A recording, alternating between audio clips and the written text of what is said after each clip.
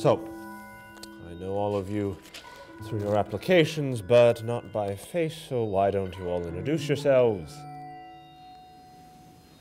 I'm Jesse. Diane. Paul. Lily. Malcolm. Tina. And you can just call me Dr. Henry. I'm the mind behind this project, which I'm sure you have at least a basic grasp. I'm not 100% sure how this all works. That's understandable. You all know why you're here, to change time. I've been working on the concept of time travel through the Hummingbird Project for years now. The Hummingbird Project? Hummingbirds are the only birds that are capable of flying backwards. We're hoping those sent will be the first people capable of moving backwards in this context.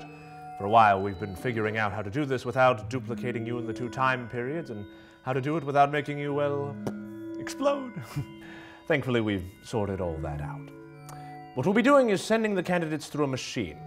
That machine will take your consciousness and place it into the mind of the you in any certain time period. So your 1965 mind could be in a 1955 body. Once back, you'll have all your current memories until you make a major decision. One that will alter the course of your life so drastically that you'll forget everything you once knew. You can't have memories from a time in which you never existed now, can you? Yes, Malcolm? So, just to confirm, once we go, we won't be able to come back, right?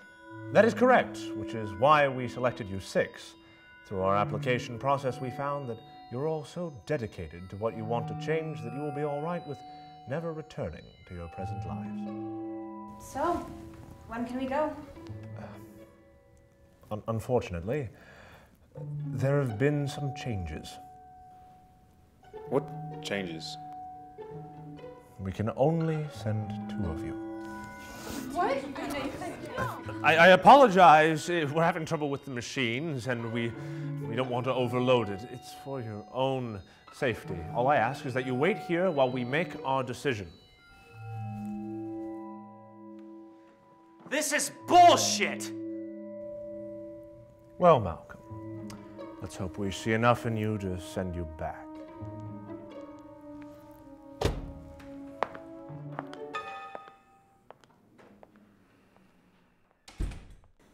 Can you believe this? It's ridiculous. Only 2 of us. How do you think they'll decide? Who knows?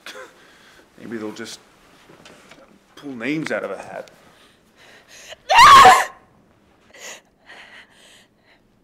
I'm sorry, I can't stay. I have to go. So do the rest of us. Do you think we're here for a vacation? I didn't say that. I just... It's okay. It's Tina, right? I understand what you meant. Jesus, Paul. What? What did I do? Keep it in your pants. Do we have to do this here? Why not? Apparently we're going to be dealing with each other forever. Look, we only need one of us to go back. At least try not to hit on every woman here while we're dealing with this. Good Lord, what is with the 2 of you? Is that any of your business? If you 2 get chosen, I want to know why you're going ahead of me. You can barely even stand to speak to each other. So what, you're more deserving? I could be. Not saying for sure. What about that? What about what? How about who's more deserving? Why don't we decide for ourselves who gets to go? What are you talking about? What I'm talking about is, why don't we each go around and say why we need to leave this time and go back, and then after we're finished, we'll vote on who we think should be able to go. How the hell would that even work? Everyone would just vote for themselves. Nobody said it would be a secret ballot. Look, we'll go around, we'll say we want to leave, and then we'll each go around and pick the 2 people we think should be allowed to go. What about those 2? They seem like they're planning to go together. Oh, we won't vote for each other. Paul, Did you have a better idea? let the people that work here choose. Look, we only need one of us to go back anyway, and I don't really want to trust them anymore after all this. Let's just decide for ourselves. It'll be up to each of us to make our own case. Exactly. And who even knows how they're deciding in there? At least this way is fair. We each have a chance to argue our case. I don't like this. It might be your only chance. Everyone agree?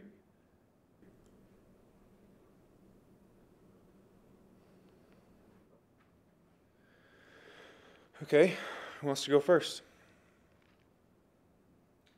It was your idea. Yeah, okay. I guess it was. Why I want to leave. Basically, okay, the thing is, here's what happened. Oh, just spit it out. You want to talk first? You get to a point in your life and you wonder where things went wrong. Like you're at such a low point and you wonder, how did it ever come to this? But most people can't pinpoint it. It's like this buildup of shitty events and you can't sort through the mess. I know though. I know where all my problems started. I was 8. That long ago, huh? Ambitious. Sorry. Continue. I was 8. And my little brother was 6. And I were playing hide and seek. He tried to hide in the refrigerator. After I was done counting, I found him pretty quickly because he couldn't fit in the fridge all the way.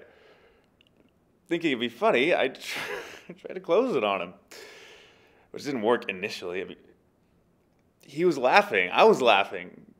I tried to close it a second time, and it's shut. I didn't open it for a while because I thought it was funny.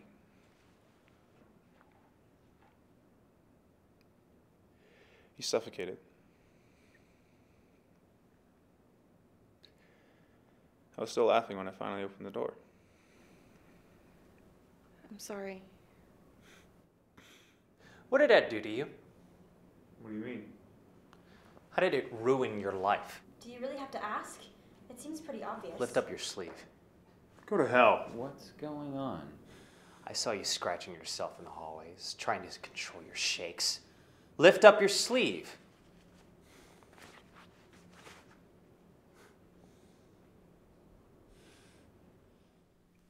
Happy now? A little. Every sob story needs a little dirt to balance the scales. What is your problem? What's yours? You're damaging yourself, and you're trying to sell yourself as some kind of pure tragedy? No one forced you to make your situation any worse. And yours is any different? No. Well? I killed someone. It was an accident. In a bar fight, I punched him in the neck right here. And it killed him. In my defense, he threw the first punch, which worked quite well in my actual defense. I got time for manslaughter, about 5 years. But my now ex-wife thought it'd be a good idea for my newborn not to have a dad like me in his life. Last time I saw him was when I went in. But I promised them I'd be there for him when I got out. I'm so sorry that you killing someone alienated your family. And I'm sorry that you're a junkie!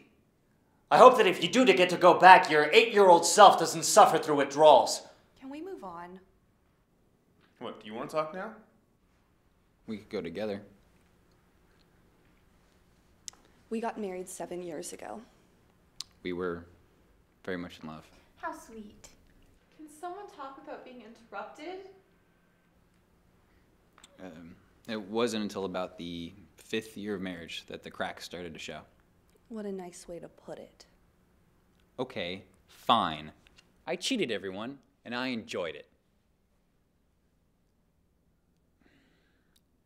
It wasn't my proudest moment, and I didn't even mean for it to happen.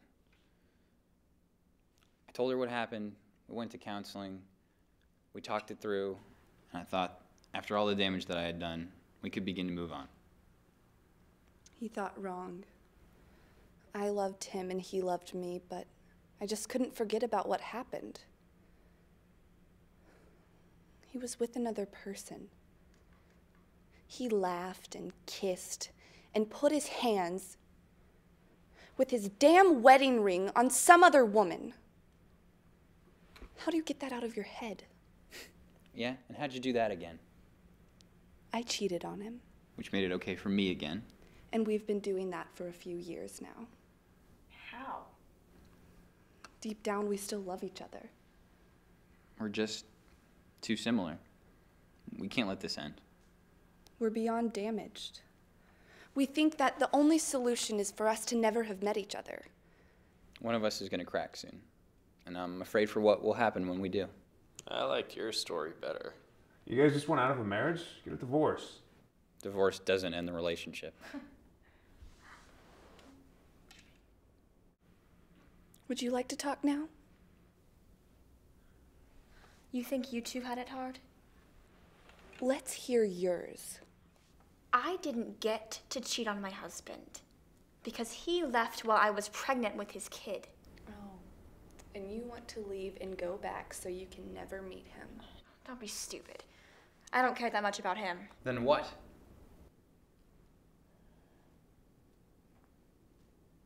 I don't want to know my kid. It's not the best way to start your plea. Let me finish, asshole. I raised my son for 7 years. 7. And we were happy. I had a good home. I had a good job. He went to a good school. I loved him and he loved me. And then his father came back.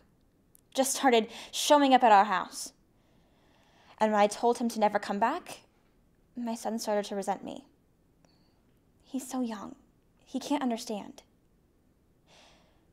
So I started to let his father come by once a month. Then once every couple of weeks. Then once a week.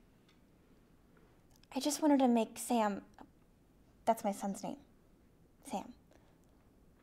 I just wanted to make him happy. He deserves a father, even if he doesn't know how much of an ass he is. So, why do you want to leave? Sam asked to go live with his dad. He's been asking for almost a year now, and he hates me because I say no. We barely even speak anymore.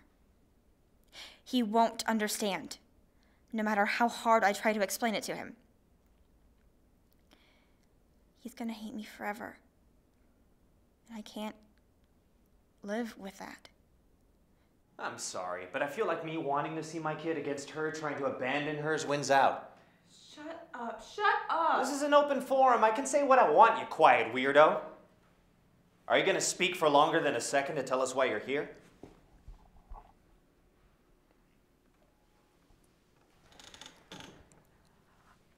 I want to die. So kill yourself. A few years ago, I wanted to get to the Caribbean. I had absolutely no desire to go. I don't like the sun or sand or drinks with umbrellas in them. My oldest friend and her fiance were getting married, so I decided to give it to them as a wedding present.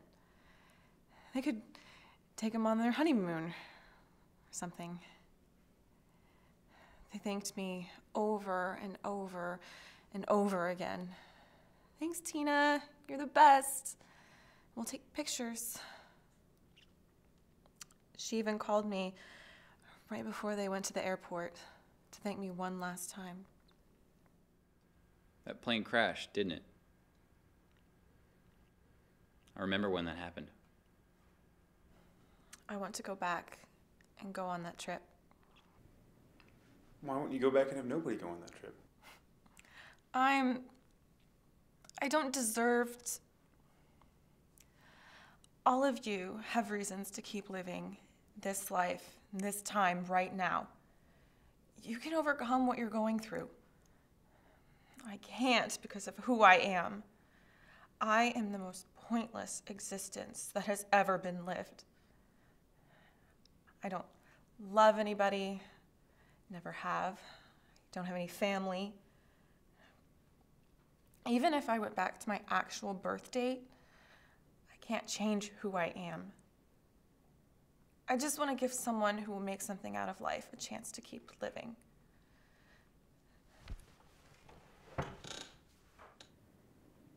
Well, you'd be taking away their honeymoon. You know, I don't remember everyone talking after your story. Well, at least my story isn't full of crap. If you guys were actually genuine, you'd vote for me and that one. Because at least we're not trying to sell you some kind of sad story and won't waste this opportunity. She wants to kill herself. She's trying to save 2 lives. What, you think that makes you more righteous than her and you deserve it more? Well, that's not for me to decide. That's for all of us to decide. I don't even think we should follow your system anymore. It's obvious that none of us can justify who can go back over another. Well, I think I deserve to go more than you. You can desert your kid anytime, lady. And you guys can get divorced here. And you can kill yourself. And you can stop doing drugs. I can't see my kid here! Why am I the one being judged? How did you even get to be here? You killed someone. So did you. It was an accident. So was mine. Yeah, you sure about that? Let's calm down, guys. The first time it was an accident. The second time might not be. Oh, Lord.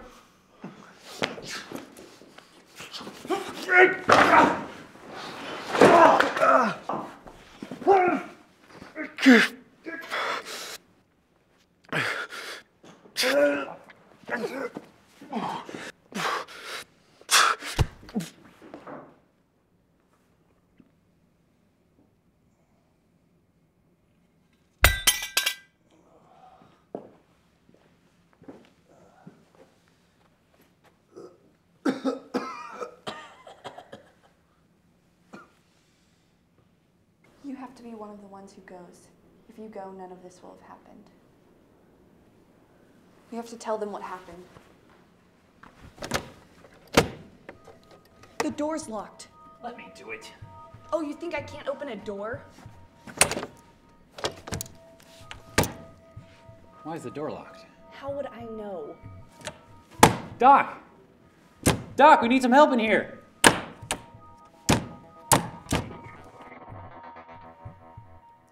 Fascinating. Unbelievable. I can't believe it happened so quickly. And you thought that Malcolm would be the one they killed first. Well, I was almost right. But you said Tina was the most unpredictable. Naturally, she's the only one who could change your prediction. But now they know they're trapped in there. They were always supposed to find out. Now we get to see how they'll react to that. How do you think that they'd react if they found out there is no time travel? By the end of this, I don't think we'll have to worry about that.